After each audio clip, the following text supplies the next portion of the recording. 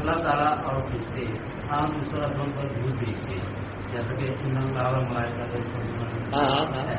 اب دیکھنا یہ ہے کہ اللہ تعالیٰ اور فرشتے کون سا دودھ بھیجتے ہیں، کیوں دیکھنا ہے آپ کو؟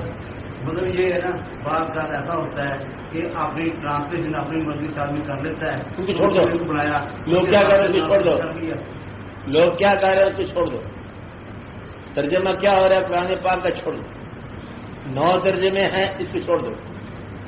اب اپنی صحت کے لیے آپ یہ دیکھو کہ حکم یہ نہیں ہے کہ آپ یہ دیکھو کہ اللہ کیا درود بھیج رہا ہے، آپ حکم یہ ہے کہ تم درود بھیجو۔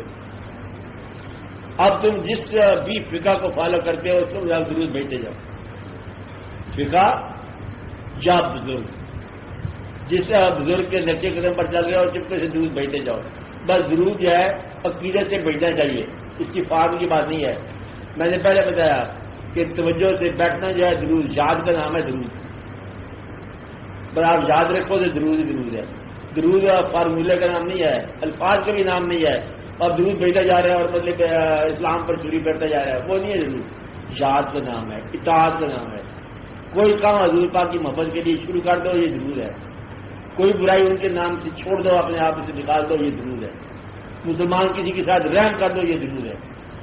اور مسلمانوں نے عالم کے لیے دعا کر دو، یہ درود ہے۔ زندگی میں کوئی کام ایسا اس حوالے سے کرو کہ حضور پاک کی وجہ سے میں کر رہا ہوں، یہ درود ہے۔ اور درود کے الفاظ کا نام نہیں ہے، اور سخت دلی کا نام نہیں ہے کہ درود بھیج رہا ہے اور دل سخت ہے، نرم دلی کی بات ہے۔ رحمت للعالمین صلی اللہ علیہ وسلم کی طرف سے آپ میں جب رحمتیں پیدا ہو جائیں تو یہ درود ہے۔ کوئی کام ان کی نسبت سے کرو، درود یہ ہے۔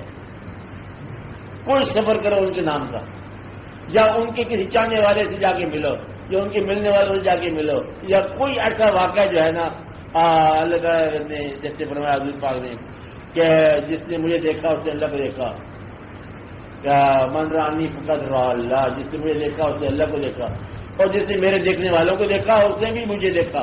وہ ہے کہ یہ دید بدید قسم دید واقعہ چلتا جا رہا ہے۔ تو یہ الفاظ کی بات نہیں ہے، الفاظ میں سمجھائی جاتی ہے اور کرنے کے لیے اور کام ہوتا ہے، کیونکہ سمجھانے کا کام الفاظ ہے۔ قرآن یہ تو نہیں نا یہ تاج کبھی نے چھاپا، کہتے کتنے قرآن ہیں نازل ہوئے؟ قرآن سنا ایک ہی نازل ہوا، تو یہاں ہی چھپتے لاکھوں روز، تو قرآن کیا ہوا پھر؟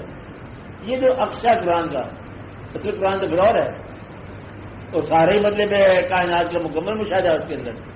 تو یہ جو کتاب کے طور پر ہے نا، یہ جو لفظ آپ نے اللہ لکھا، یہ تو اللہ نہیں ہے نا، یہ تو اس اللہ کے اس اسم کا یہ عکس ہے۔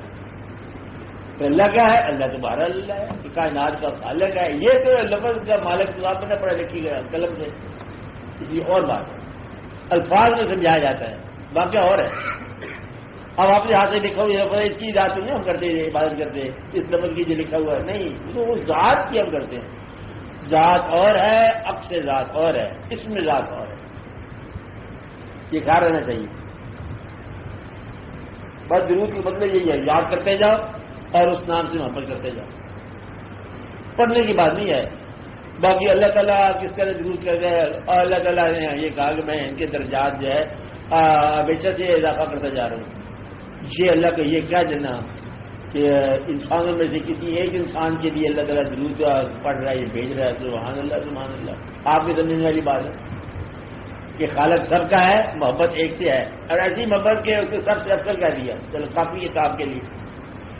یہ کام آپ نہیں کرتے اپنی زندگی میں، آپ بھی ایسے کیجیے۔ مطلب یہ ہے کہ اسی طرح یہ کرو جس طرح اللہ تعالیٰ نے اپنی بندوں میں ایک کو افضل رکھ لیا، آپ اپنی زندگی میں اپنی واقعیت میں ایک کو افضل نمایاں کر دو۔ درود یہ ہے کہ یہ واقعہ حضور پاک نے فرمایا خبردار ہو کہ آدمی مجھ سے بات نہ کرے، بھائی یہی ہوگا واقعہ۔ درود کا مطلب یہ ہے کہ اس اسم کو، اس ذات کو، ان کی فرمائی ہوئی ہدایات کو اتنا نمایاں کرو جیسے اللہ بن کے کرو۔ اللہ نہیں مان سکتے، مطلب اللہ بن کے مطلب کیا؟ پوری طاقت سے کرو۔ یہ حضور پاک کا ارشاد ہے، خبردار اس کے علاوہ نہیں مانتے۔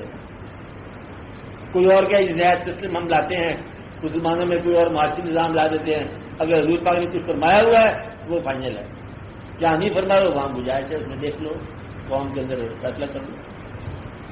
کسی بڑے غور کی بات ہے۔ تو درود کیا ہوا؟ یاد، غیرہ نہیں بتایا، یاد ہے۔ یاد کیسے کرتے ہو؟ الفاظ سے کرو، خیال سے کرو، خود بخود ہی ہو جائے گا. چراغ جلا کے بیٹھ جاؤ، خود بخود ہی ہو جائے گا. اور بس جیسے بھی آپ اس نام سے رجوع کرو ہو جائے گا. کسی رجوع کرنے والے سے رجوع کرا لو یہ بھی ہو جائے گا. یہ درود ہی ہوتا ہے. حضور پاک کے نام پر صبر کر دو تو درود ہی ہوگا.